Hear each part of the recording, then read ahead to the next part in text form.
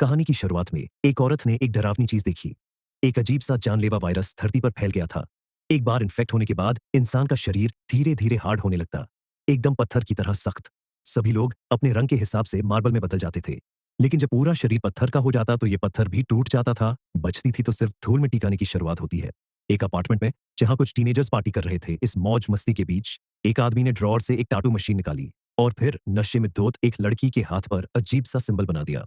शराब की वजह से अल्फा नाम की इस लड़की को टाटू नीडल फील तो हुई, लेकिन उसने ज्यादा कुछ रिएक्ट नहीं किया। शाम तक वो थोड़ी थकी हुई घर पहुंची। अल्फा की माँ, जो देख रही थी कि उसकी बेटी से शराब की महक आ रही है, बहुत गुस्सा हो गई। उसने अल्फा को बाथरूम में ले जाकर गर्म पानी से नहलाना शुरू किया। जब उसने अल्फा का कोट उतारा तो उसे टाटू दिख गया। उसकी माँ चलाने लगी कि कहां पर गई थी तू, ये टाटू क्यों बनवाया है। इस पर अल्फा चौंक कर कहने लगी कि मुझे नहीं पता। ये सुनकर उसकी माँ बहुत गुस्सा हो गई, लेकिन इस गुस्से के पीछे असल में डर था। उसकी माँ एक नर्स के तौर पर काम करती थी और उन्हें असली डर था। पेट्रिफिकेशन वायरस का किसी को नहीं पता कि ये वायरस कहां से आया और कैसे बढ़ा। और सबसे बुरी बात यह है कि ये वायरस शरीर के अंदर बहुत लंबे समय तक बिना कुछ किए रह सकता है। जब इंसानों को इस वायरस के बारे में पता चला तो ये पहले ही पूरी दुनिया में फैल चुका था। लगभग आधी दुनिया इस वायरस से इन्फेक्ट हो चुकी थी। अल्फा की मां को डर था कि कहीं गंदी नीडल ना इस्तेमाल की गई हो। उसका ये टैटू बनाने के लिए उसने जल्दी से अल्कोहल का इस्तेमाल करके उस एरिया को डिसइंफेक्ट किया और कहा कि कल हॉस्पिटल आ जाना, टेटनस का शॉट लगाना है शाम को। अल्फा ने मां को गुस्से में बड़बड़ाते हुए सना उसने लगा कि मां शायद उसके बारे में ही बोल रही है, जिसके बाद वो गुस्सा होकर अपने कमरे में आ गई। सामने वाली बिल्डिंग को देखते हुए उसके दिमाग में एक आइडिया आया। उसने जूते और अपना कोट पहना, बैकपैक उठाया और भागने की तैयारी करने लगी। लेकिन जैसे ही उसने बैल्कनी पर कदम रखा, तेज तूफान की वजह से बिल्डिंग हिलने लगी। खतरे के बावजूद अल्फा बाहर निकल गई। बेटी की चीख सुनकर मां बाथरूम में दौड़ी। अल्फा किसी तरह अपनी जान बचाते हुए लटकी हुई थी। अचानक बिल्डिंग हिलने लगी और तूफान शांत हो गया, जिसके बाद मां अपनी बेटी को बचाकर अंदर ले गई। अपनी मां को बेहद दुखी देखकर अल्फा उनसे लिपट गई और बार बार सॉरी बोलने लगी।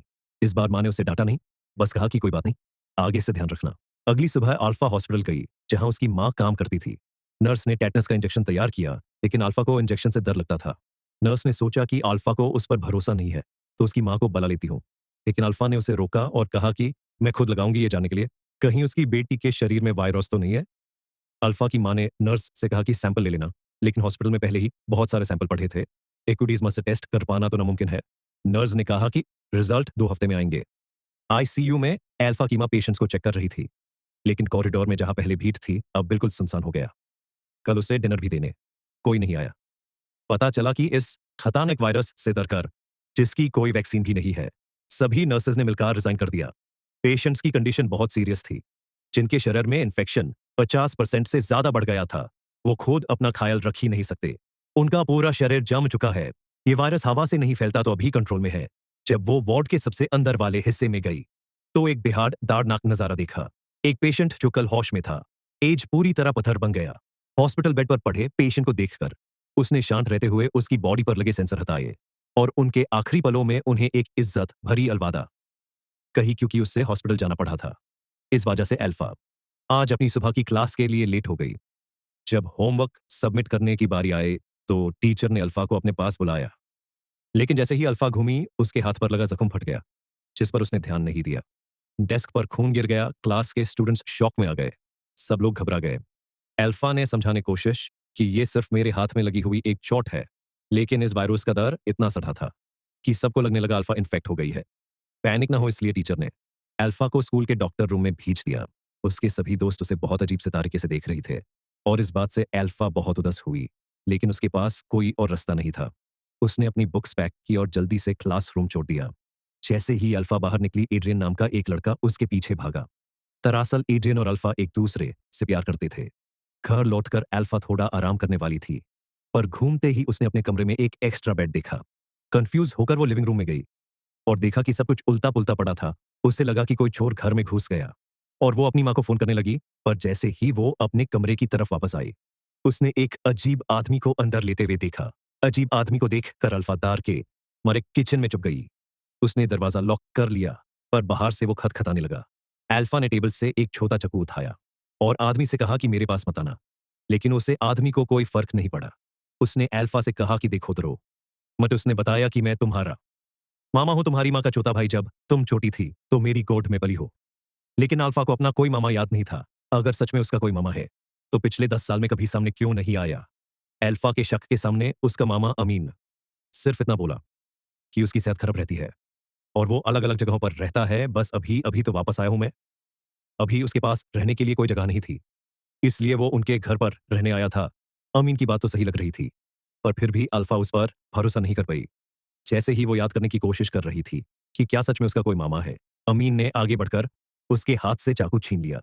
तभी अल्फा की माँ काम से घर आई। अपनी माँ को देखते ही अल्फा तुरंत मदद के लिए भागी। माँ ने कहा कि मिली अपने मामा से। अब ये तो साफ था कि अमीन सच बोल रहा था। खैर बाद में अल्फा सैंपल कलेक्शन के लिए हॉस्पिटल गई, पर पेशेंट्स बहुत ज्यादा होने की वजह से उससे पहले इंक्वायरी एरिया में वेट करना पड़ा। जैसे ही अल्फा बैठी उसने अपनी इंग्लिश टीचर को एक इन्फेक्टेड बूढ़े आदमी को अंदर लाते हुए देखा। अल्फा ने उनसे हेलो कहा। सैंपल कलेक्ट होने के बाद अल्फा वापस अपने स्कूल गई और क्लासेस लगाने लगी, लेकिन स्पोर्ट्स क्लास के दौरान उसके हाथ का जख्म फिर से फट गया और वॉलीबॉल पर खून लग गया। बॉल पर खून लगा देखकर क्लासमेट्स ने अल्फा को घिन और नफरत से देखा। उसके टीचर को भी डर लगा कि अल्फा इन्फेक्टेड हो सकती है और उसने अल्फा से कहा कि जल्दी से जाकर अपना इलाज करवा। और जैसे ही अल्फा ने पीछे मोड़ कर देखा, उसका टीचर एक तौलिए से बॉल को लपेट कर डस्टबिन में फेंक रहा था। अपने दोस्तों से यूं अलग-थलग रहकर अल्फा को बहुत बुरा लगता था। एड्रियन भी थोड़ा डरा हुआ लग रहा था। जब अल्फा ने देखा कि एड्रियन भी उसे इन्फेक्टेड समझ रहा है, तो वो गुस्से और उदासी में जिम छोड़कर चली गई।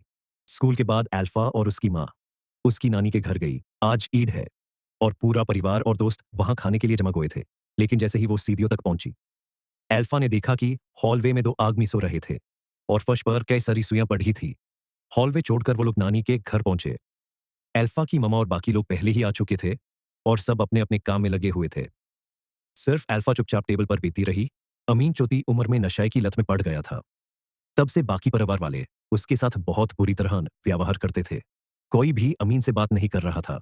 खाने के बीच में अल्फा ने देखा कि अमीन एक कमरे के अंदर गया और अल्फा की माँ भी सावधानी से उसके पीछे गई। दरवाजे के छोटे से गाप से अल्फा ने देखा कि अमीन फर्श पर बेहोश पड़ा है। 7 बजे 44 मिनट और उसकी माँ उससे ट्रीट करने की कोशिश कर रही है। जैसे ही अल्फा दरवाजे पर दिख गई, माँ ने जल्दी से दरवाजा बंद कर दिया। तभी ननी वहां आ गई और अल्फा उनके चेहरे पर उदासी नहीं दिखना चाहती थी।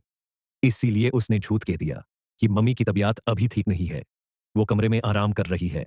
ननी ने ज्यादा सोचा नहीं और अल्फा के चेहरे पर हाथ फिरते हुए कहा कि हमेशा खुश रहो। स्कूल में अल्फा के साथ फिर से बाकी बच्चे पूरा बर्ताव कर रहे थे, क्योंकि ये वायरस किस तरह से फैलता है ये बात पता ही नहीं किसी को। इसीलिए सभी बच्चों को डर लग रहा था कि अल्फा इन्फेक्टेड है और वो उससे दूर रहना चाहते थे। खासकर तैरते वक्त कुछ बच्चों ने अल्फा को घेर लिया और कहा कि तुम स्विमिंग करने मत जाना, लेकिन अल्फा को यह पसंद नहीं आया कि वो बच्चे उसे दबा रहे थे और उसने उन सब के ऊपर थूक दिया। ले अब तुझे भी लग गई बीमारी। ले बाद में स्विमिंग क्लास के दौरान जिस लड़की पर अल्फा ने थूका था, उसने बदला लेने के लिए अल्फा को पीछे से खींचना शुरू कर दिया और उसके साथ ही मिलकर 8 बजकर 50 मिनट अल्फा को दबाने लगे। अल्फा ने लड़ने की कोशिश की पर गलती से वो पूल की दीवार से टकरा गए। उसका सर घिस गया और बहुत सारा खून बहने लगा। पूल में खून देखकर क्लास बतेज घबरा कर भाग गए। स्कूल में बेटी को चोट लगने की खबर मिलते ही मां तुरंत वहां पहुंची, लेकिन प्रिंसिपल ने शैतान बच्चों को साजा नहीं दी। उसने अल्फा से ही कहा कि तुम थोड़े दिन की छुट्टी ले लो। सच ये था कि स्कूल को बहुत सारे पेरेंट्स की तरफ से कंप्लेंट्स आ रही थी, जिसमें पेरेंट्स चिंता जता रहे थे कि हो सकता अल्फा इन्फेक्टेड हो, उसको हमारे बच्चों के साथ मत रखो। अल्फा की मां ने कहा कि रिपोर्ट आने तक इंतजार कर लो, लेकिन प्रिंसिपल ने कहा कि इसे घर ले जाइए और तभी वापस आएगा जब रिपोर्ट क्लियर हो। प्रिंसिपल के बर्ताव को देखकर मां के पास सच्चाई अपनाने के अलावा कोई रास्ता नहीं बचा। हॉस्पिटल में वापस जाकर मां ने अल्फा की रिपोर्ट निकाले, लेकिन ये वायरस इतने समय तक शरीर में ऐसे ही रहता है कि ब्लड टेस्ट भी ये कंफर्म नहीं कर सकता जब तक सिम्टम ना दिखे। मां ने अब एक और तरीका सोचा और अल्फा को एग्जामिनेशन रूम में ले गई। उसने अल्फा के गले और शरीर के बाकी हिस्सों को ध्यान से चेक किया। सिम्टम के हिसाब से अगर इन्फेक्शन हो तो थ्रोट एरिया सबसे पहले पत्थर जैसा होता है और पत्थरों की धूल जैसी एक चीज खांसी में निकालती है और पैथ में पत्थर बनने की वजह से दाढ़ होता है। मां ने अल्फा का गला ध्यान से चेक किया, लेकिन कोई स्टोन डस्ट नहीं मिला और पेट में भी कोई रिएक्शन नहीं था। जैसे ही मां ने सोचा कि अल्फा इन्फेक्टेड नहीं है, अल्फा जोर जोर से खांसने लगी उसके मुंह के पास।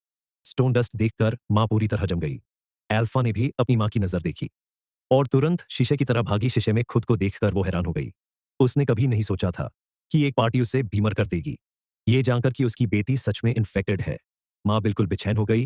वो जल्दी से इसका इलाज ढूंढने लगी, लेकिन ये स्टोन वायरस पिछले 10 सालों से फैला हुआ है और साइंटिस्ट बिल्कुल बेबस वैक्सीन बनाना तो दूर की बात है। उन्हें अभी तक ये नहीं समझ आया कि ये वायरस फैलता कैसे है। अब तक उन्हें सिर्फ इतना पता है कि इन्फेक्टेड हो गई पेशेंट्स को अजीबो-गरीब चीजें दिखती है। उदास होकर वो एक डेस्क पर लेट गई और समझ नहीं आया कि किया क्या जाए। वो अल्फा के कमरे में गई और अपनी बेटी को शांत करने की कोशिश की, लेकिन दरवाजे पर उसने एक अजीब सा सीन देखा। अमीन और उसकी बेटी बेड पर पड़े हिल रहे थे। दोनों की मूवमेंट बिल्कुल एक जैसी थी। अपने बेटी को दर्द में देखकर वो सिर्फ तसल्ली दे पाई। उसने अपनी बेटी के लिए प्रार्थना शुरू की और तब उसे याद आया जब वायरस पहली बार फैला था। उस वक्त बहुत सारे वायरस से ग्रास्प लोग हॉस्पिटल में आ गए और एंट्रेंस पूरी तरह ब्लॉक हो गए, बेड कम थे और हॉस्पिटल पहले से ही फुल सिक्योरिटी गार्ड्स ने दरवाजे बैंड कर दिया और पेशेंट्स को अंदर नहीं आने दिया। घबराए हुआ पेशेंट्स ने एंट्रेंस पर हंगामा कर दिया। गार्ड्स के बर्ताव से वो खुश नहीं थी, लेकिन हॉस्पिटल इतने लोगों को नहीं संभाल सकता था, तो बेचारे गार्ड्स के पास भी क्या रास्ता था। परेशान पेशेंट्स को देखकर वो सिर्फ उन्हें शांत करने की कोशिश करती रही। उसने कुछ सीरियस पेशेंट्स को अंदर आने दिया, लेकिन इन्फेक्टेड लोग इतने ज्यादा थे कि सबको बचाना मुमकिन ही नहीं था। हॉस्पिटल कॉरिडोर में काले बॉडी बैग्स पड़े थे, जिनमें वायरस से मरे हुए पेशेंट्स के परिवार का कोई भी आदमी उन्हें लेने नहीं आया, इसलिए हॉस्पिटल ने उन्हें हॉलवे में ही छोड़ दिया। डॉक्टर्स ने वायरस को रोकने की बहुत कोशिश की। अच्छी बात ये थी कि हर शरीर अलग होता है, इसलिए पत्थर बनने की स्पीड सबकी अलग थी। कुछ पेशेंट्स एक ही दिन में खांसी से सीधा पत्थर बन गई और कुछ लोगों को सालों लग गए। शुरू होने में बदकिस्मती से अमीन पहली वेव के इन्फेक्टेड लोगों में से है। अमीन की कंडीशन बहुत सीरियस है। उसकी पूरी पीठ पत्थर की बन गई थी। 12 बजे 21 मिनट वो जांच के लिए सैंपल लेना चाहती थी, पर जब उसने नीडलें डाली तो खून रुक ही नहीं पाया और उसने गॉज की मदद से खव बैंड करने की कोशिश की, पर अचानक अमीन की पत्थर बनी हुई पीठ सीधा क्रैक हो गई। इन्फेक्शन की वजह से अल्फा अब स्कूल नहीं जा सकती थी और उसे अमीन के साथ घर पर रहना पड़ रहा था। माँ ने कभी सीधे तौर पर नहीं बताया, पर अल्फा जानती थी कि उसके मामा को कोई तो बीमारी है। पहली अल्फा अमीन से नफरत करती थी, पर स्कूल में जब उसे अकेला छोड़ा गया तो अल्फा ने दुनिया के बोर बर्ताव को महसूस किया और धीरे धीरे उसे अपने मामा के लिए बोरा लगने लगा। जब वो बात कर रहे थे तो अल्फा की माँ घर पर जल्दी आए। वो एक बड़ी बॉटल पानी खिलाए और अल्फा से कहा कि ज्यादा से ज्यादा पानी पिया करो, लेकिन अल्फा को पानी की वजह समझ नहीं आई और उसने सिर्फ थोड़ा सा पानी पिया। बेटी की बेफिक्री देखकर माँ ने जबरदस्ती पानी उसके गाले से नीचे उतारा। बाद में पता चला कि उसकी माँ ने ये चीज नोटिस की थी कि जो पेशेंट ज्यादा पानी पीते हैं वो धीरे धीरे पत्थर बनते हैं और गाले को भी थोड़ा आराम मिलता है। लेकिन अमीन जानता था कि ये सब बेकार है। आखिर वो भी तो इन्फेक्टेड है, पानी का असर बहुत कम है। अगर इन्फेक्टेड आदमी का शरीर कमजोर है तो वायरस 3 घंटे के अंदर पूरा पत्थर बना देता है। इस इन्फेक्शन का एक ही इलाज है, वैक्सीन। लेकिन वो सिर्फ एक आम सी डॉक्टर है, दुनिया के सबसे बड़े साइंटिस्ट भी इतने साल से कुछ नहीं कर पाए। तो वो क्या कर लेगी? अमीन ने अपनी बहन को समझाने की कोशिश कि अगर अल्फा पहले से ही इन्फेक्टेड है तो उसे घर के अंदर बैंड नहीं रहना चाहिए, उससे जिंदगी को पूरी तरह से जीने दो। तो पता नहीं कितने दिन की मेहमान है ये बची, लेकिन अल्फा के वायरस को फैलाने की डर से माँ ने सीधा माना कर दिया। इस बात पर घर में बहुत झगड़ा हुआ जाने से और वो उसके घर के बाहर गई। एड्रियन अल्फा को देखकर खुश हुआ, पर तभी अल्फा ने नोटिस किया कि आमीन की पीठ पर बिल्कुल वैसा ही टैटू है जो उसके पास था। तब साथ सामने आया कि अल्फा का वो टैटू उस दिन एड्रियन ने ही बनाया था और उसी टैटू की वजह से वो आज भीमर हुई है। गुस्से में अल्फा ने एड्रियन से कहा कि तुम्हारी टैटू मशीन में वायरस था। उसने कहा कि जल्दी से अपना टेस्ट करवा। एड्रियन कुछ बोल पाता उससे पहले ही अल्फा अपार्टमेंट छोड़कर चली गई। अल्फा बस में बैठ गई, मनो खुद को दुनिया से दूर करना चाहती हो, लेकिन बस में उसके मामा पहले से मौजूद थे। अब अमीन अल्फा को समुद्र के किनारे ले गया और उसे कहा कि मेरे लिए काम करोगी।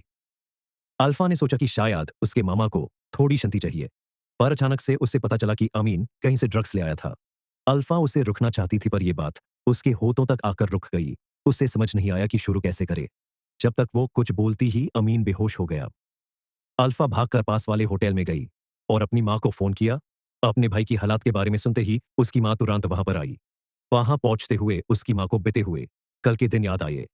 लगभग 10 साल पहले इसी समुद्र के किनारे और इसी होटल में अमीन छुपकर अल्फा को घर से बाहर ले आया था। कमरे में उसने ड्रग्स किए, लेकिन चौथी अल्फा को कुछ भी पता नहीं चला। उससे लगा कि उसकी मामा सिर्फ थके हुए। जब तक अल्फा की माँ वहां पहुंची, अमीन ने सांस लेना बंद कर दिया। किस्मत से माँ अपने साथ एड्रेनालिन शॉट लाई थी और उसने जैसे तैसे आमीन को बचा लिया। आज वही सब दोबारा से हुआ। आमीन की कंडीशन फिर से बिगड़ने लगी और धीरे धीरे उसका पूरा शरीर पत्थर का बन गया। अपने भाई को देखकर, जिसका सिर्फ आधा चेहरा बचा था, अल्फा की माँ का दिल टूटने लगा। पूरी तरह पत्थर बने अपने भाई को देखकर अल्फा की माँ उसके पास ही लेट गई, लेकिन जब उसकी दोबारा आंखें खुली तो उसने खुद को घर पर पाया और अल्फा अपने कमरे में थी। सच ये निकला कि अमीन असल में 8 साल पहले ही इसी बीमारी से मर चुका था। अल्फा की माँ उससे आज तक भूल नहीं पाई और ये बीमारी अल्फा को नहीं बल्कि उसकी माँ को हुई है। इस बीमारी में पेशेंट्स को अजीब हो गरीब चीजें सच लगने लगती है। ऐसी चीजें जो कभी हुई भी नहीं हो पेशेंट्स का इलाज करते हुए ही अल्फा की माँ खुद भी इन्फेक्टेड हो गई। जो अमीन उसे दिख रहा था वो उसी के दिमाग का बनाया हुआ एक ख्याल था। अपनी माँ को उदास देखकर अल्फा ने वो लोरी गई। जो उसकी माँ उससे बचपन में सब कुछ समझ गई। उसने अपनी माँ का हाथ पकड़ा और दोनों घर छोड़कर निकल गई परिवार को अलविदा कहने के लिए। और जैसे ही माँ बेटी घर से बाहर निकले थोड़ी दूर ही एक पीला तूफान दिखाई दिया। कार की विंडशील्ड जल्दी से मोती धूल से भर गई। ये सारी धूल उन लोगों की है जो पथार बन चुके हैं उजाद सड़कों और चारों तरफ। इस धूल को देखकर अल्फा का दिल बहुत परेशान हुआ।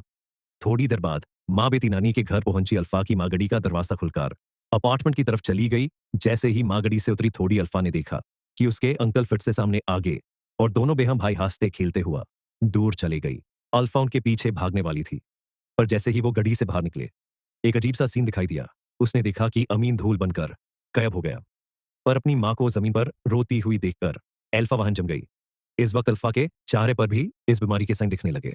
सच ये था कि अल्फा का परिवार और आसपास के पड़ोसी सभी वायरस के शुरुआत के दिनों में ही इन्फेक्ट हो गई थी। जमीन पर जो रेत पड़ा है वो असल में इंसान है जो पत्थर बन गई। कहानी के आखिर में अल्फा ने सच्चाई को अपना लिया और सोच लिया कि जितनी जिंदगी बची है खुश रहकर जी की। वीडियो पसंद आई तो लाइक कर देना, चैनल को सब्सक्राइब कर लेना। मिलते हैं अगली वीडियो में।